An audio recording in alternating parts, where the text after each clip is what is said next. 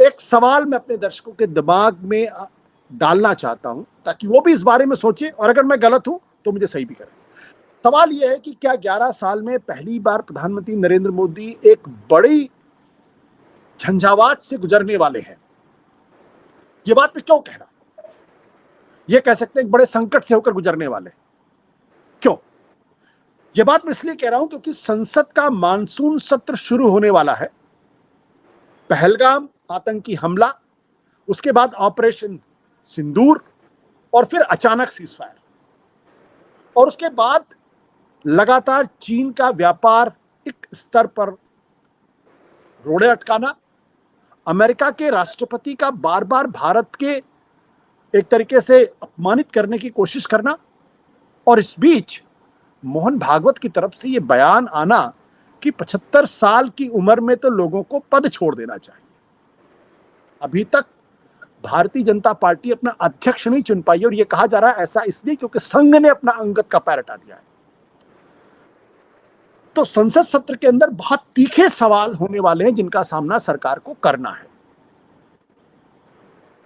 और पार्टी के अंदर और पार्टी के बाहर भी कुछ ऐसे सवाल हैं जिससे प्रधानमंत्री नरेंद्र मोदी जूझते हुए नजर आ रहे हैं। साथ ही साथ बिहार विधानसभा चुनाव के ठीक पहले जो स्पेशल इंटेंसिव रिव्यू यानी एसआईआर की जो पूरी मुहिम चल रही है, वैसे तो इलेक्शन कमीशन ने शुरू किया है, लेकिन हमले सरकार पर हो रहे हैं कि इनकी मिलीभगत से वहां के चुनाव को मैनिपुलेट करने की कोशिश की जा रही है, ऐसा विपक्ष कहता है। कि गहरे सवाल है, भारत के लोकतंत्र से जुड़े हुए सवाल है, भारत के भविष्य से जुड़े हुए सवाल हैं, और इन सब के बीच में और केंद्र में है नरेंद्र मोदी जी।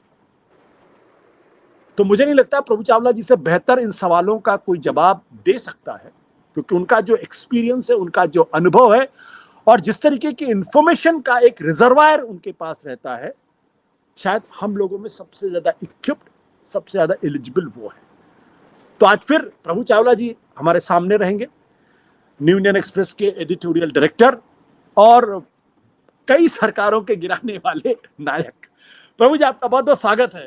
धन्यवाद। इस उम्र में भी आपकी ऊर्जा को देखकर मैं तो कम से कम बहुत ही हतप्रभ रहता हूं, मैं बहुत आश्चर्यचकित रहता हूं कि आप 75 पार तो हो ही गए हैं।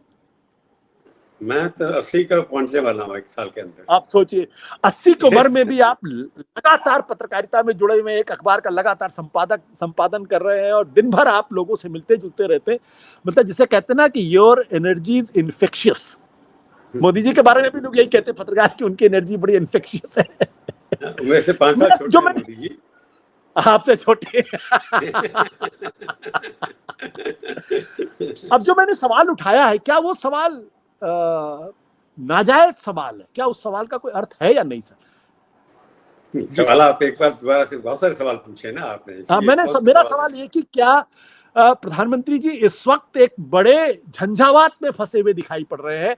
ऑपरेशन सिंदूर के बाद उनके राष्ट्रवाद पर सवाल खड़े हो रहे हैं, अमेरिका लगातार एक तरीके से हमला करता हुआ दिखाई पड़ रहा है। तो विदेश नीति हो या फिर अंदर संघ परिवार हो, दोनों तरफ से हमले हो। विपक्ष तो कर ही रहा, राहुल गांधी अचानक बहुत ज्यादा एग्रेसिव हो गए। देखो आशुतोष, मोदी जी के लिए सबसे बढ़िया बात क्या रहती है कि वो हमेशा सुर्खियों में बने रहे। हर नैरेटिव जो हिंदुस्तान में हो रहा हो या विदेशों में हो रहा है, उसके केंद्र बिंदु मोदी रहे, इससे बड़ी उनके लिए सर्टिफिकेट कोई नहीं हो सकता। आज 11 साल होने वाले हैं उनके, कंप्लीट होने हैं, और प्रधानमंत्री रह चुके हैं। तो इंदिरा गांधी के बाद रिकॉर्ड टूट रहा है, तो 11 साल बाद आज भी मोदी जी सुर्खियों में हैं। ये उनके लिए अपनी बहुत बड़ी अचीवमेंट है। इसको सुन करके वो बहुत खुश होंगे कि मैं ही केंद्र बिंदु हर चीजों का। ये जिसको इंग्लिश में कहते हैं hate me, love me, but don't ignore me. तो मोदी जी को पूरी तरह से लागू होता है कि मोदी जी हमेशा, सब उठते हैं सुबह, उनको 365 दिन में क्या सुर्खियां बटोरनी है, उनका प्रोग्राम बना होता है 365 दिन का। तो उसमें आशुतोष और प्रभु चावला तो बहुत नीचे आते हैं, बाकी लोगों के नाम आते हैं जिनको डिस्कस करना चाहते हैं। तो आप जो कह रहे हैं वो सुर्खियों में हैं, सवाल उनसे पूछा जाता है, उन्हीं को वाहवाही भी दी जाती है, उनको क्रिटिसाइज भी किया जाता है। परंतु भारतवर्ष के अंदर मोदी के अलावा कोई नहीं है। ये वो भी चाहते हैं, ऐसा एक इंप्रेशन होना चाहिए, और हम पत्रकारों ने वैसा इंप्रेशन बनाने में उनकी मदद बहुत की है कि हर बात के लिए मोदी जिम्मेवार हैं, हर बात की खुशी के लिए मोदी जिम्मेवार है, कि मोदी के अलावा कोई हमारा पर अटैक करने के लिए कोई है नहीं।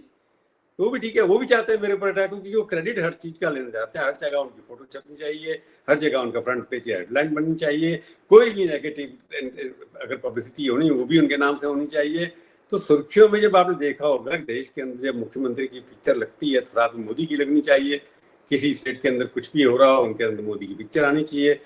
तो हम और आप बात जब तक मोदी के बारे में बात नहीं करेंगे तो हिंदुस्तान का जो करंट न्यूज एनवायरनमेंट है उसमें वो बात फिट नहीं बैठेगी। पर आपकी बात सच है कि मोदी जी के ऊपर सवाल हर सेशन में उठते आ रहे हैं कि शायद कितने हर साल 5 सेशन 4 सेशन होते हैं, तो 11 साल के अंदर 44वां सेशन होगा जिसमें वो पेश आ रहे होंगे। और हर सेशन में हर प्रधानमंत्री के ऊपर कोई ना कोई अच्छी चीजें आ रही है। नरसिम्हा राव के ऊपर करप्शन के चार्जेस आए, फिर उसके बाद वीपी सिंह के बारे में जब भी आप देखते हैं हर सेशन में कोई ना कोई बातें खड़ी हो जाती हैं। तो अब जो सेशन आता है हमेशा पहला सेशन जो होता है फाइनेंशियल ईयर का, जब राष्ट्रपति उसके अंदर संबोधन करते हैं तो उसके अंदर जाकर कहीं ना पर अब तो ये तीसरा सेशन है क्योंकि अब मानसून सेशन हो रहा है। इस बीच में काफी सारे डेवलपमेंट हुए, जैसे आपने कहा ऑपरेशन सिंदूर हुआ, ट्रूमन अपने जो ट्रम्प साहब हैं अपने ट्रम्प पर जाते रहते हैं, हर बार कुछ ना कुछ करते रहते हैं, तो उसके ऊपर डिस्कशन होता रहता है। तो उसके ऊपर सवाल तो पूछे जाएंगे। सवाल ये है कि मोदी जी की पॉपुलैरिटी जो ओपिनियन पोल हम लोग छाप रहे हैं उसमें कोई फर्क पड़ ही नहीं रहा। मतलब हमें और आप जो मर्जी कह लें 72%, 74% 11 साल से लगातार तो 70 से ऊपर पॉपुलैरिटी लेवल पे है, तो कुछ चीज तो होगी। या तो हम लोगों ने उनकी पॉपुलैरिटी बना रखी है, जनता इलेक्शन के बाद इलेक्शन जीतते आ रहे हैं। जब 2024 का पार्लियामेंट इलेक्शन हुआ था हमें लगता है कि 200 जीत चुके हैं, माइनॉरिटी में आ गई है सरकार पहली बार, तो उसके बाद उनका जो है जो परचम है बढ़ेगा नहीं। तो उसके बाद स्टेट के बाद स्टेट जीतते चले गए। अब बिहार का चुनाव आने वाला है जिसके ऊपर सवाल उठा रहे हैं आप। तो सवाल ये है कि राजनीति के अंदर जो हमेशा आउटकम क्या है, मैंडेट पब्लिक का क्या है। मैंडेट पब्लिक का उनके फेवर में लगातार आता रहा है। उसका कारण जो भी रहे, जो आप जानते हैं, मैं जानता हूँ, सब कुछ जानते हैं, परंतु आप ये पूछा उसके बाद सवाल पूछिए आप। उन्होंने गलतियां की, सिंदूर में कह सकते हैं कि ऊपर ट्रांसपेरेंसी नहीं थी, कई चीजें कॉन्ट्रडिक्शन है, आर्मी वाले कुछ कह रहे थे, पॉलिटिकल लोग कुछ और कह रहे थे। ये सब सवाल पूछे जाएंगे उनसे, उसका जवाब भी वो शायद जबकि देंगे जिस तरह से भाषण देते हैं। परंतु अल्टीमेटली नेट रिजल्ट क्या है? नेट ये है कि क्या भारत की जनता उनकी जो भी कंडीशन है, जो भी उनकी बातचीत है, जो भी कॉन्ट्रडिक्शन है, दो गुला है, अपॉर्चुनिज्म है, पार्टी तोड़ना है, रेड करवाना है, लोगों को बंद कराना है, उसके बावजूद भारत की जनता उनकी बातों पर मोहर लगाती है, तो आप कितने सवाल पूछते रहिए, उसका असर क्या होगा? पर सर एक बात ये मुझे बताइए कि मुझे लगता है कि पहली बार ऐसा हो रहा है जैसे कि राष्ट्रवाद को लेकर एक गहरे सवाल खड़े हो रहे हैं, क्योंकि सीज फायर का कोई बहुत क्लियर जवाब नहीं आ पाया है। दूसरी बात क्या है कि जैसे उन्होंने खुद कहा था प्रधानमंत्री जी ने ऑपरेशन सिंदूर के पहले कि हमने सेना को पूरी छूट दे दी है। अब जो कैप्टन शिव कुमार जी हैं वो तो कहते हैं कि भाई हमारे तो हाथ पैर बंधे हुए थे, हमसे तो कहा गया था कि आप मिलिट्री पर अटैक नहीं करिए, और जो एक तरीके से विमान गिरे वो इसलिए क्योंकि हमारी अपनी कुछ गलतियां थी या राष्ट्रीय नेतृत्व पॉलिटिकल लीडरशिप में हमारे हाथ पैर बांध दिए थे। ये ध्वनि अगर आप देखें तो कैप्टन शिव कुमार से भी आती है, उसके पहले जो सीडीएस चौहान वो भी कुछ उसी तरीके की बात करते हैं, जो lieutenant general deputy army chief हैं राहुल सिंह वो भी उस तरीके की बात करते हैं। तो प्रधानमंत्री की क्रेडिबिलिटी पर कम से कम एक सवाल तो खड़ा होता है, और राष्ट्रवाद के मसले पर ये सवाल जो आप कह रहे हैं बिल्कुल ठीक है। प्रधानमंत्री ने कहा था कि मैंने पूरी छूट दे दी कि आर्मी जो भी फैसला करी मंजूर होगा। उसको 2 महीने बाद जवाब आया कि नहीं, हमारे को रुका गया कि हम जो करना चाहते थे नहीं करना पाए। सोचते हैं कि हर जगह पर वॉर जब होता है, जब हम वॉर करते हैं, जब भी कोई जैसे क्रिकेट की टीम की अगर आप देखते हैं कि हर बार स्ट्रैटेजी बदल दी जाती है कि आप जब आप 6 आउट हो गए, आप स्कोर आपका रन चेजिंग कर रहे हैं, उसके ऊपर आपको परेशानी होती है। जैसे आपने फिर अभी थर्ड टेस्ट में देखा होगा कि दूसरे दिन उन्होंने 670 बनाने के बाद दूसरे टेस्ट मैच, तो स्ट्रैटेजी बदलती रहती है। जो उन्होंने कहा कि छूट दी है, तो एक तो कहना जरूरी है कि मनोबल कैसे बढ़ेगा। पर सवाल ये कि जो आपने सवाल उठाया कि उन्हें एक आर्मी के ऑफिसर ने कहा कि हमारे को रोका गया, उसके फिर क्या स्ट्रैटेजी होगी, ऊपर काफी डिस्कशन चल रही है कि ट्रंप ने कहा या आर्मी ने कहा, और डोभाल साहब ने क्या कहा उसके बाद। डोभाल साहब ने कहा कि एक पीछे दिखा दीजिए फोटोग्राफ जिसके अंदर भारत के किसी एसेट पर अटैक हुआ हो। भारत की किसी मीडिया ने नहीं दिखाया आज तक, फॉरेन मीडिया ने भी कुछ नहीं दिखाया। जहाज एक गिरा है, इस बात की कितने जहाज गिरे इसकी बात की कभी कल्पना नहीं है। एक जहाज का एडमिशन हुआ है क्योंकि वहां पर उन लोगों ने भी एडमिट किया है कि हमारा एक जहाज गिरा है, तो एक जहाज जरूर गिरा है इसके तरफ, पर कितने गिरे इसके ऊपर स्पेकुलेशन की बात ये है। अब डोभाल साहब की बात मानकर इंटरनेशनल मीडिया जो हमारे खिलाफ है हिंदुस्तान के खिलाफ ज्यादातर लिखता रहता है, उनकी आदत है, वेस्टर्न नेचर है। कोई भी पार्टी सत्ता में हो, उनको हमारे खिलाफ ही लिखना कि भारत तो डेवलप क्यों कर रहा है, इससे उनको शांति नहीं मिलती है। तो आप जो बात कह रहे हैं कि कॉन्ट्रडिक्शन वार के अंदर कई चीजें होती है, बोली नहीं जाती। अब मोदी जी ने नहीं कहते कि आर्मी को हमने छूट नहीं दी है, तो फिर कहते हैं पॉलिटिकल इंटरफेरेंस ज्यादा है। और उसके बाद स्ट्रेटजी हुई कि जैसे जैसे वार आगे बढ़ा, जो वो चाहते थे कि उनका टारगेट ये था कि जो उनके ठिकाने हैं उनको खत्म कर दिया जाए, उसके ऊपर डिनायल पाकिस्तान का आज तक नहीं आया। हालांकि एडमिट किया कि मारे गए। तो अगर हमारा लिमिटेड पर्पस ये था कि टेररिस्ट के जो ठिकाने हैं 100 से ज्यादा लोग वहाँ रहते हैं, अगर उनको मारना है, वो अगर हमारा ऑब्जेक्टिव था, उसके बाद इन्होंने कहा विड्रॉ कर लिए, क्योंकि इन्होंने अगर लाहौर को घेर लिया या कराची को घेर लिया, जैसे आ रहा है कि इनके अखबारों के अंदर, अगर वो जिस तरह से उन्होंने स्ट्रेटजी बनाई थी, स्ट्रेटजी तो पूरी फुल वार की थी, इसमें कोई शक नहीं, फुल वार के लिए तैयारी कर रखी थी। और आपका इमीडिएट ऑब्जेक्टिव शॉर्ट टर्म क्या था? हमने उनके ठिकानों को खत्म करना है, वो कन्वे कर दिया गया था उनको, पहले किया या बाद में किया, इसके ऊपर भी चर्चा हो रही है कि हमारे फॉरेन मिनिस्टर ने कुछ कह दिया, किसी और ने कुछ और कह दिया, इंटरप्रिटेशन हो रही है। तो आपका कहना ये ठीक है कि अलग अलग कॉन्ट्रडिक्शन है, परंतु वार के अंदर हर चीज पब्लिक में डिस्कस की जाए, ये भी उचित नहीं। पर स्ट्रैटेजी क्या है, ऑब्जेक्टिव हर चीज का होता है कि मेरे को ये ऑब्जेक्टिव है। अगर ऑब्जेक्टिव उनका ये था कि हमने ठिकाने समाप्त करने हैं, पाकिस्तान को नहीं हटाना है, खत्म करना है नक्शे से, या किसी शहर के ऊपर कब्जा नहीं करना है, तो उसके अंदर जो आपका क्रिटिसिज्म है वो लगता है थोड़ा सा, हमको एक्सपेक्टेशन आता है उनसे, जो हम एक्सपेक्ट कर रहे हैं वो नहीं हुआ, इसलिए हम उनका क्रिटिसाइज करें, ये दूसरी बात। क्या ये हमारा ऑब्जेक्टिव था कि लाहौर को हमने खत्म करना है? क्या ये ऑब्जेक्टिव था कि हमारे उनको परमाणु जो उनके बने हुए हैं, वो लोग कहते हैं कि अमेरिका के कब्जे में है, अगर अमेरिका के अंदर है, अमेरिकन कंट्रोल करके बैठे जितने भी एटॉमिक सेंटर है, तो अमेरिका ने इंटरवीन जरूर किया, उनको लगता कि तो वही बम फेंकने वाले, तो लगभग पड़ ही गया था वहां पर बम। तो ये भी एक हो सकता है क्योंकि जहां पर अटैक किया वहां पर अमेरिकन एसेट्स को नुकसान हो सकता था, अमेरिकन मैनेज्ड एसेट्स को हो सकता था, तो इसलिए वहां पर रुका गया। तो मैं कहूँ भाई, ऑपरेशन सिंदूर के अंदर लिमिटेड पर्पस अगर यही था कि हमने उनके ठिकानों को समाप्त करना है, उसके बाद जितनी भी डिस्कशन हो वो बेकार है, मेरे को लगता है वो ठीक नहीं है। बिल्कुल। बट सर एक चीज ये मुझे बताइए कि जो दावा अजीत डोभाल ने किया है उसकी क्या क्रेडिबिलिटी? वो कह रहे भाई एक शीशा भी नहीं टूटा, और पुंछ राजौरी के इलाके में आपने देखा कि वहां पर रोज लोगों के घर गिर रहे थे, कई लोगों की मौतें भी हुई हैं, और आर्मी के बड़े सीनियर ऑफिसर्स मान रहे हैं कि भाई हमारे विमान तो गिरे। तो एक तरफ आर्मी के लोग कुछ और बात कह रहे हैं, Ajit Doval national security advisor जो प्रधानमंत्री के बहुत करीबी हो कुछ और बात कह रहे हैं। ये जो गैप दिखाई पड़ रहा है, ये क्या क्यों ऐसा है? क्या ये माना जाए कि सेना के लोग जो है वो जैसे अब आत्मनिर्भरता के ऊपर लेके एयर मार्शल ने कह दिया कि भाई हमको तो मिल ही नहीं रही सामान, हम बार बार प्रॉमिस करते हैं मिलता नहीं, तो सेना कुछ और आवाज दे रही है, सरकार कुछ और आवाज निकाल रही है, ऐसा क्यों हो रहा है? आप दो चीजों को मिक्स कर रहे हैं। एक तो कि सामान नहीं मिल रहा, वो दूसरी बात है। मैं ऑपरेशन सिंदूर की बात करते हैं पहले, हमारे यहाँ सप्लाई ठीक नहीं है, वो काफी दिनों से चल रहा है। हमारे यहाँ किस तरह से फैसले होते हैं, 20-20 साल लगते हैं किसी चीज को खरीदने के अंदर, फाइलें घूम करते हैं, वो दूसरी बात है। Let us come to first sentence. जैसे आर्मी ने कहा कि हमारे विमान गिरे हैं, एक विमान गिरा है, बाकी किसी के पास कोई एविडेंस नहीं है। जिस कंपनी के, ये ऐसी चीज है जिसके अंदर छुपा नहीं करते आप, कभी ना कभी नहीं मिला। एक जहाज के एडमिशन इन्होंने किया है, और अब डोल के आप कोटेशन पढ़िए ना, हमारे एसेट्स, सिविलियन के ऊपर अटैक हुआ, इसके बारे में नहीं कहा उन्होंने। एसेट का मतलब कि हमारे डिफेंस है, यहाँ के हमारा हवाई अड्डा कोई है उसको समाप्त किया है, या हमारे यहाँ कोई मिसाइल अटैक किया है, जैसे हम लोगों ने उनके डिस्ट्रॉय किए सारे के सारे जाकर के वहां पर उनको सैनिकों के अड्डों पे अस्त्र किया। उनका मतलब ये था सिविल इलाकों में हुआ है, उसमें हुआ, राजौरी में हुआ, वो तो स्पष्ट है कि उन्होंने सिविल, हमने सिविल कहीं भी अटैक नहीं किया, इस पर कोई अटैक नहीं। इसलिए हमारी रणनीति क्या थी कि हम सिविलियंस को नहीं मारेंगे, मर गए होंगे गलती से, और दूसरी बात है। परंतु पाकिस्तान का अटैक सिविलियंस के ऊपर रिवेंट करने कि वो सफल वहां नहीं हो पाए हमारे मिलिट्री एसेट को हिट करने के अंदर, इसलिए उन्होंने सिविलियंस को अटैक कर दिया। एक एटमॉस्फेयर बनाने के लिए हमारे देश के अंदर, देखो जी सरकार जो है अपने सिविलियंस को नहीं बचा पाई, क्योंकि उनको रोक नहीं पाए, उनके इंटरवेंस जो वहां से मिसाइल छूट गई थी उनको न्यूट्रलाइज नहीं कर पाए, इसलिए सिविलियन अटैक कर। तो ये कह सकते हैं कि सिविलियन अटैक हुआ जिसको हम प्रिवेंट नहीं कर पाए, उसके अंदर नाकामी हमारे यहाँ हो सकती है।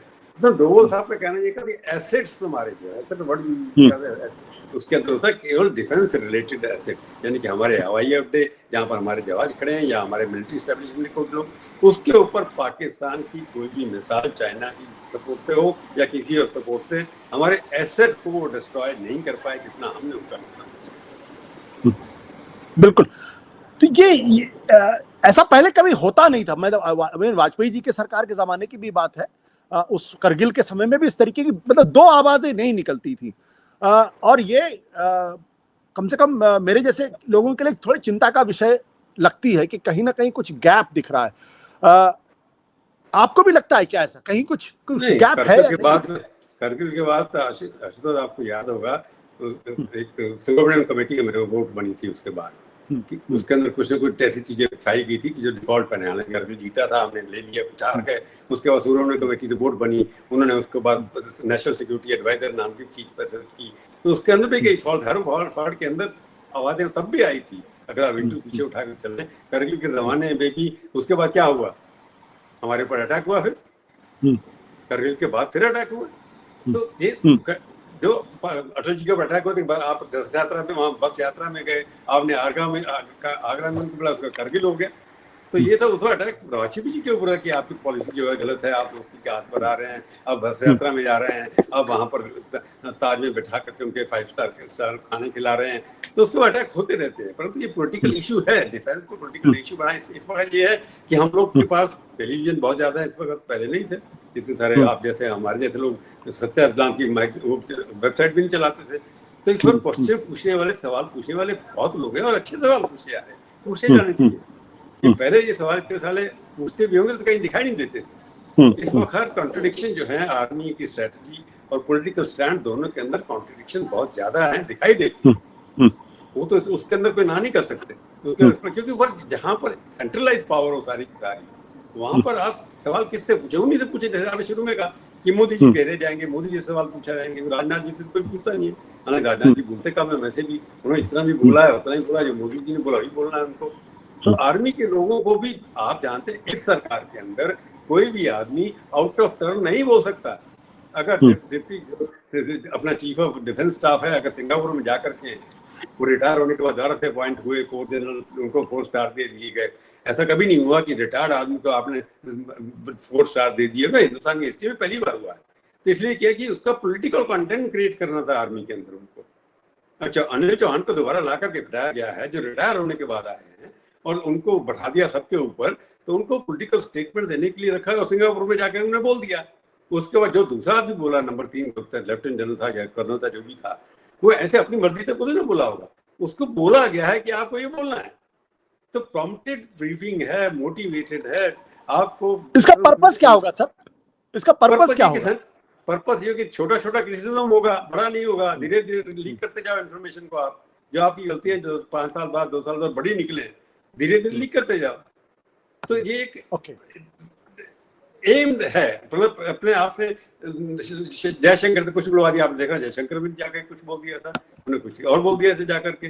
तो जयशंकर की स्टेटमेंट ये थी कि हमने तो पहले बता दिया था, फिर इनको क्लियर किया गया, नहीं बताया गया था। तो मेरे को लगता है ये धीरे धीरे बुलाना। आप अगर ये मानते हैं कि आर्मी का कोई जूनियर ऑफिसर बिना सरकार की परमिशन की इतनी बड़ी बात कह देगा, तो फिर हम दोनों में अंडरस्टैंडिंग में कुछ जर्नलिज्म में परेशानी होगी। तो इसलिए वो डेलिब्रेट किया गया अपनी गलती को थोड़ा बहुत लीक करने के लिए कि हमसे गलतियां हुई है, छोटे आदमी को दिया, हम और आप डिस्कशन कर। बड़ी गलतियां भी छिपी होंगी, हो सकता है बड़े से बड़ी गलती भी छिपी हो, वो कभी दिनों में आएगी बात। बट सर ये बताइए, चलिए यहाँ से अलग हटके अगर हम जाते हैं, ये अचानक मोरोपंत पिंगले का जिक्र करके भागवत जी क्या कहना चाहते हैं? देखिए, आपने अगर उस भाषण सुना होगा तो उसका मैं इंटरप्रिटेशन अपने, मैं भी संघ में रहा हूँ, जहाँ पर आपने किताब लिखी है, मैं ये कहता हूँ मोरोपंत पिंगले का बर्थडे एनिवर्सरी जो भी मनाई जा रही थी, वहां पर मराठी में बोल रहे थे, सारा का सारा 12 मराठी में।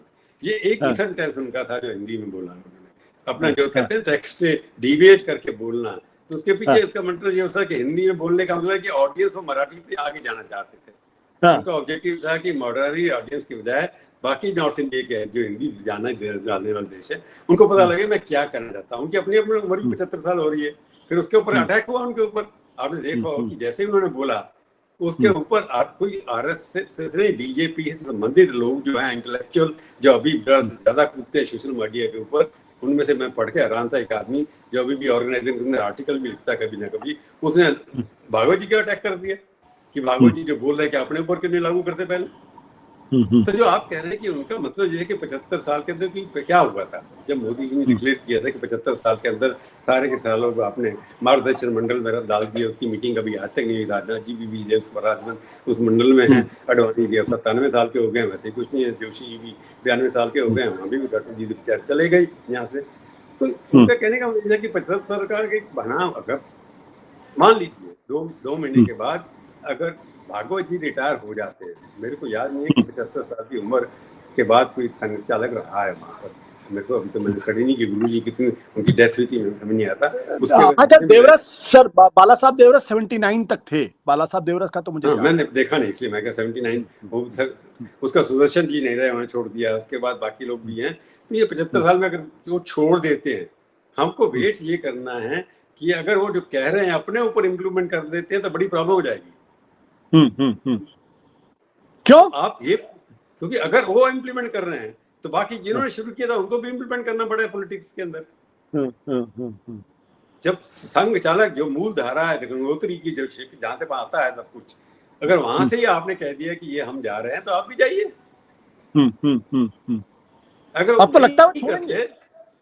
नहीं, भागवत जी कुछ भी कर सकते हैं, भागवत जी मोदी जी की तरह कुछ भी कर सकते हैं, भागवत जी हैं तो मुमकिन है।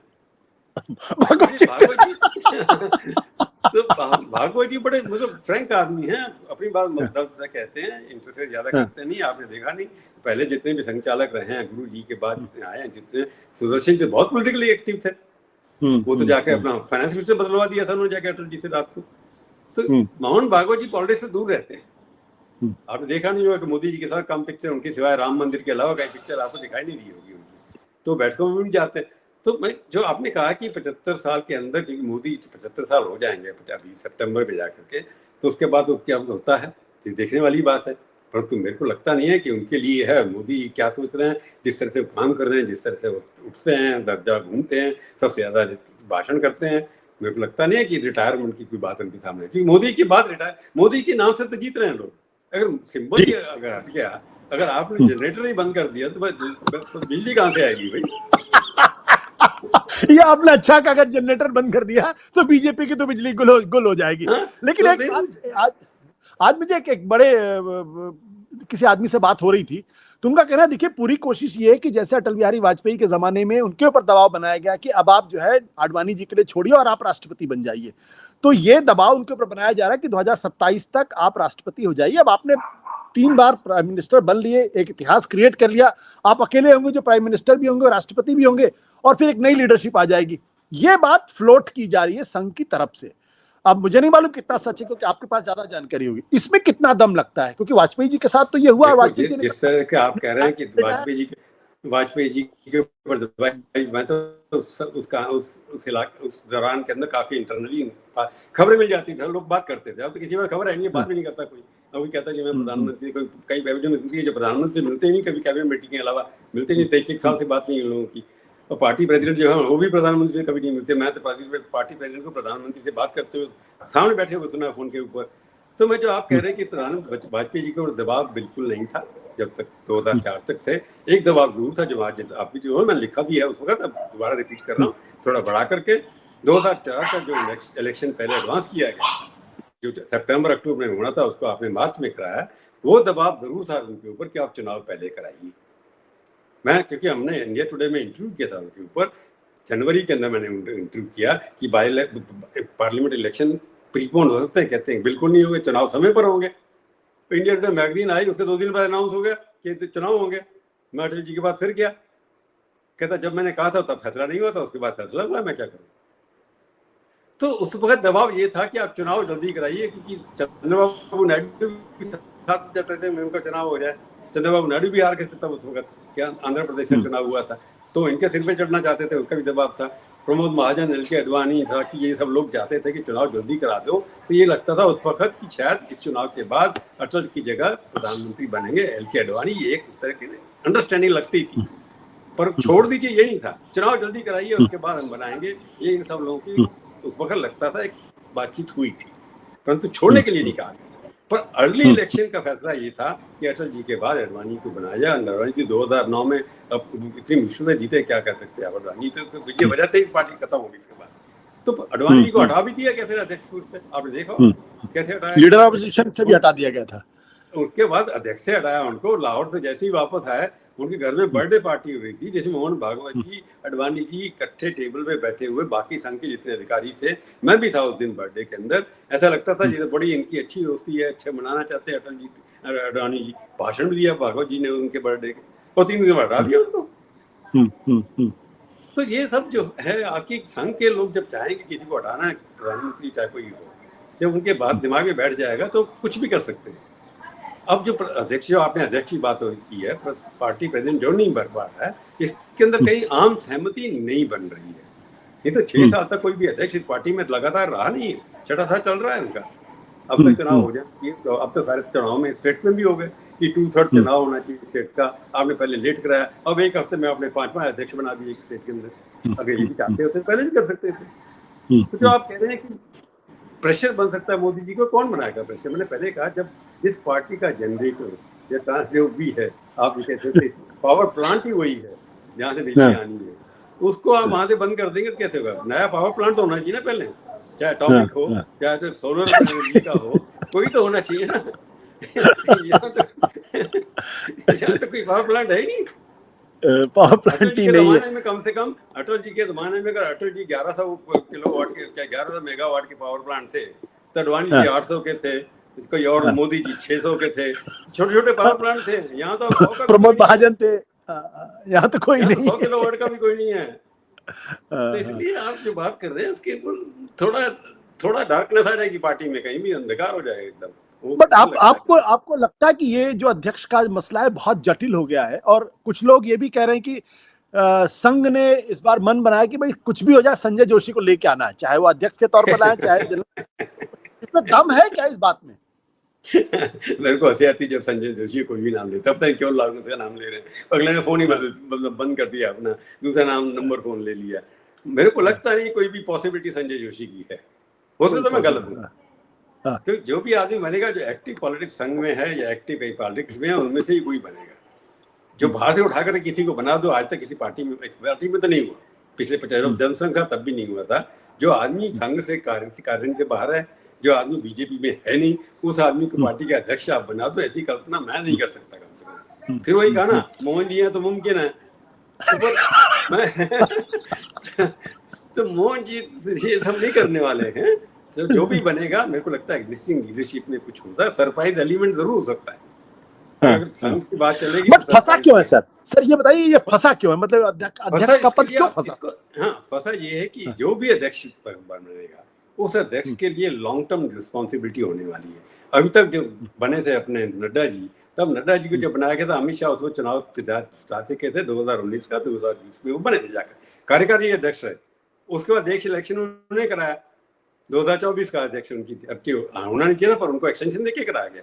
तो अब इन्होंने पोस्टपोन इसलिए कि जो भी अध्यक्ष बनेगा, 12 या 13 असेंबली चुनाव होने अगले 3 साल में, 4 साल के अंदर, उनका भी मॉनिटरिंग वही अध्यक्ष करेगा, नॉमिनेशन वही करेंगे सब इलेक्शन के अंदर, उसका पार्टिसिपेशन। हालांकि मोदी जी तो होंगे, अमित शाह जी तो होंगे, पर अध्यक्ष तो एक नॉमिनल इंस्टीट्यूशनल फ्रेमवर्क है जिसके अंदर काम करना पड़ता है।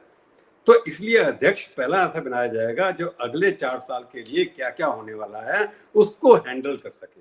कोलिशन पार्टनर हो सकता है, कोलिशन की जरूरत पड़े तो वक्त आपको फिर 2002 नड्डा जी कर नहीं पाए थे, तो अमित शाह जी ने जैसा वैसा करके कर लिया, चंद्रबाबू नायडू भी लिया, नीतीश कुमार को भी लिया है, सब मिला लिया। अब 12-13 असेंबली इलेक्शन है, उसमें सब में बीजेपी के लगभग है, 1-2 को छोड़ करके।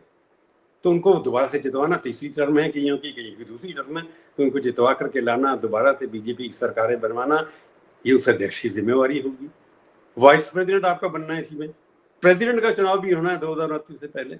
उसके बाद 2029 में सारी पार्लियामेंट का इलेक्शन होना है। 140 राज्यसभा के सदस्य इनके रिटायर होंगे, उनका रीनॉमिनेशन होना है।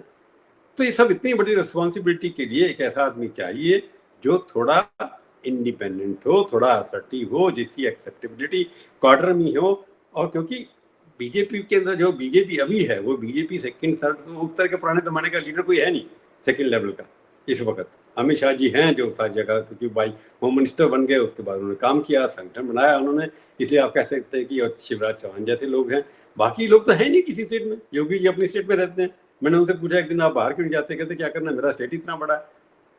योगी जी कभी बाहर जाते ही किसी प्रदेश से, सिर्फ बॉम्बे में गए थे इन्वेस्टमेंट के लिए, उसके अलावा जाते नहीं। तो मेरे को लगता है कि बीजेपी के अंदर जो भी अध्यक्ष की तैयारी इसलिए हो रही है क्योंकि उनको ऐसा व्यक्ति चाहिए जो अगले 4 साल की पिक्चर को, बाकी जो है किस तरह से संगठन को आगे लेना है, 2029 के अंदर क्या चैलेंजेस आएंगे, क्या क्या फेस करेंगे, क्योंकि उसमें राहुल गांधी भी होंगे और मोदी तब 78-79 के हो जाएंगे।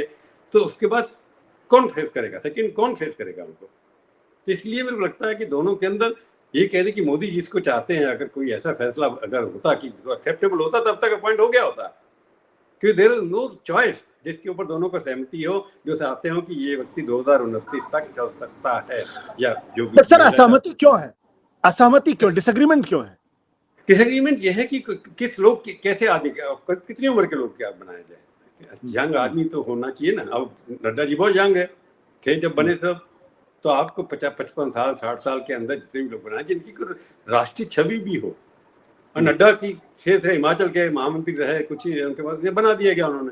वो तो मोदी नए नए प्रधानमंत्री बन के आए थे, सेकेंड टर्म 2019 में आ गई थी उनको, तो उनकी बात चल गई। संघ के लोग, वो संघ के विद्यार्थी में रहे, संघ के प्रचारक रहे, तो संघ वालों ने भी कहा ठीक है नए लीडरशिप तैयार होनी चाहिए। परंतु उतनी जितनी अपेक्षा नड्डा जी से थी शायद वो डिलीवर नहीं कर पाए होंगे। तो उनको चाहिए कि ऐसा व्यक्ति जो संघ से जुड़ा हो, संघ की संगठन में रहा हो, अच्छी पोस्ट पर रहा हो, कार्यकर्ताओं से जुड़ा हो और ऑल इंडिया लेवल पर उसकी कनेक्टिविटी हो। तो 5-6 लोग हैं, उनमें से किसको बनाएंगे? राजनाथ जी हैं, गडकरी जी हैं, शिवराज चौहान हैं, इसके अलावा कहाँ जाएंगे आप? वसुंधरा है, ये 4-5-6 लोग हैं ना, इनकी बिल्कुल कोई होना चाहिए। इससे बाहर क्यों ना? धर्मेंद्र प्रधान अभी बहुत जूनियर थे, फील्ड बंसल का नाम निकलता है, भूपेंद्र यादव का भी नाम चलता है, आपने संजय जोशी का नाम चला दिया। तो मेरे को लगता है जो भी होगा सर मैंने नहीं चलाया, मैंने नहीं चलाया, ये पार्टी के अंदर चला आपने कहा। तो और मैं आपको बता दूं बहुत सारे लोग संजय जोशी से जाके मिल भी रहे हैं, कुछ बड़े पत्रकार भी जाके मिल रहे थे। नहीं वो पत्रकार ही मिल रहे हैं, इसलिए उनको पता नहीं है क्या हो रहा है।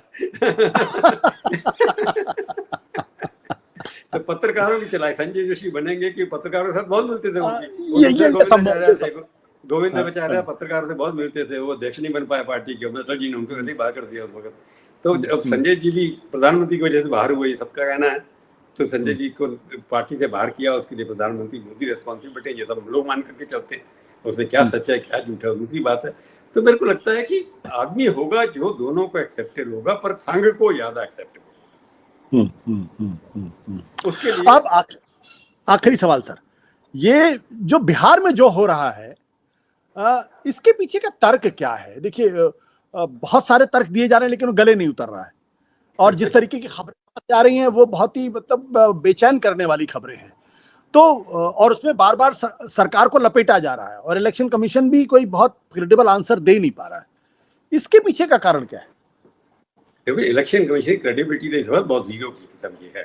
परसेप्शन, अब परफॉर्मेंस तो देख सकते हैं कि अपोजिशन लोग जीते भी हैं। अगर ममता बनर्जी भी जीती है तो क्यों भी जीती है? इलेक्शन कमीशन की वजह से। जहाँ भी अपोजिशन के लोग जीते हैं, 2-3 सरकारें बनी है। अगर कांग्रेस सरकार हैदराबाद में बन गई तो किसकी वजह से बनी? इलेक्शन कमीशन के इसी मॉडल से बनी।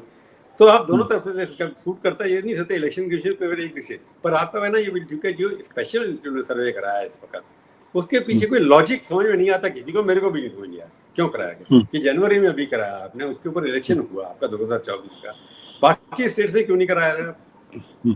होना चाहिए। कहते बंगाल में भी कराएंगे, कहते हैं अगले साल कराएंगे। तो स्पेशल सर्वे के पीछे, क्योंकि मेरी नॉलेज में ऐसा पहले कब हुआ था, उसी साल कभी हुआ, एक बार हुआ होगा।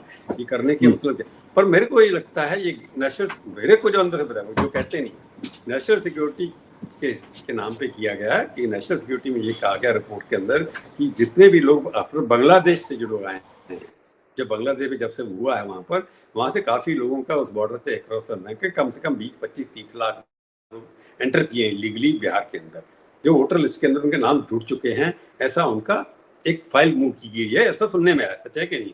तो उन लोगों को जो ये कहने निकलते कि वो बांग्लादेशी हम निकाल रहे हैं तो एक बड़ा हंगामा हो जाएगा। तो उसके पीछे रीजन ये है कि बॉर्डर एरिया में याद देखा होगा, वहाँ पर कंसंट्रेशन वहीं पर होगा, किशनगंज है, इधर है, उधर है, जहाँ पर आपको लगता है कि वोट तो ज्यादा लिस्ट बढ़ी है। तो पॉलिटिकल कारण भी हो सकते हैं कि कुछ, जैसे महाराष्ट्र में सडनली वोट बढ़ गए। कि ये जो तर्क है कि 3 से 5 हजार वोट जो है पर असेंबली कॉन्स्टिट्यूशन में कम कर दिए जाए, वो इतनी जीतने वाली सीटें बहुत कम, 15-20 सीटें ऐसी है जिसमें इतनी जीती हुई है। अगर आपने वो सीटें कम, पिछली बार भी जब गिनती हो रही थी 2022 में था, 22 में था, 22 बिल्कुल, हम आप साथ ही थे, हम आप साथ थे उस वक्त। ठीक है, हाँ मैं था वहां बैठा था तब, काउंटिंग हो रही थी, हमें लगता है जीत गई, वो 15 सीटों में बदलाव हो गया सारा का सारा।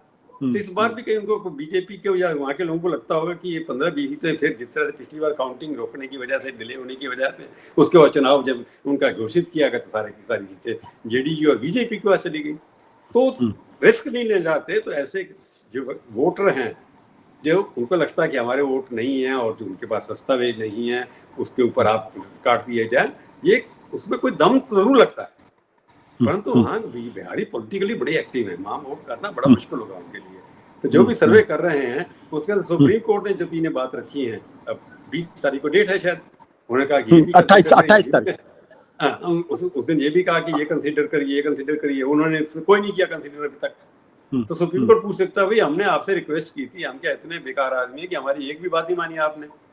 तो उसका भी ऊपर क्या होता है असर, ये देखने वाली बात है कि बिहार का सरकार को या इलेक्शन कमीशन को जवाब देना पड़ेगा कि सुप्रीम कोर्ट की एडवाइस को इन्होंने इग्नोर क्यों किया। और वो कहते जब पहले छपा अखबारों में बांग्लादेशी हैं, ये हैं, वो पहले लिख किया जाता ना आप रिएक्शन देने के लिए। तो मैं कहता आपकी बात में कि सर्वे की जरूरत नहीं थी, इलेक्शन हो सकता था इसके ऊपर, परंतु अगर कोई की नेशनल सिक्योरिटी के लिए किया गया है, ये आर्गूमेंट है, और उनको क्या अब तो जब रिजल्ट जब आएगी वोटर लिस्ट, अभी आने वाली है सेंट्रल वोटर लिस्ट, उसके बाद हम अब बात करेंगे कि क्या हुआ एक्चुअली। अभी तक सब स्पेकुलेटिव के दायरे में कि ये कट जाएगा, वो जुड़ जाएगा, जब तक लिस्ट तो इलेक्शन तो 3-4 महीने पहले आ रही है ना। तो 2 महीने नवंबर के पहले चुनाव होना है। हाँ, तो उससे पहले लिस्ट अगर आपको मिल जाती है करेक्टेड लिस्ट सर्वे के बाद, तो उसके बाद आपके पास बड़े एवेन्यूज हैं उसको करेक्ट करने के। जो भी चार्ज लगाना है कि आशुतोष जोशी का वोट था काट दिया आपने, प्रभु चावला का वोट था काट दिया आपने, ये तो हमारे वोट थे। तो ये देखने वाली बात है कि इसको तब तक हम कोई जजमेंट इसके ऊपर दे नहीं सकते। अगर ये कहती है नवंबर की इसी के ऊपर ऑब्जेक्शन होंगे, सब हर पार्टी को लिस्ट दी जा रही है कि हर पार्टी को वोटर लिस्ट बूथ वाइज दी जा रही है कि ये नाम है, देख लीजिए आप इसके ऊपर, तब तक हमें अपनी जजमेंट जो है हम कह सकते हैं कि ये बड़ा सब्जेक्टिव डिसीजन था, इसके ऊपर कोई वैलिड लॉजिकल एक्सप्लेनेशन नहीं है। परंतु जब उन्होंने कहा हम लिस्ट आपको दे रहे हैं, तो मेरे को लगता है तब तक we should hold our guns, कि उसके बाद पता लग जाएगा कि इन्होंने किस तरह के वोट वहां पर काटे। बिल्कुल, बहुत बहुत शुक्रिया sir, thank you sir, it's always pleasure to talk to you sir.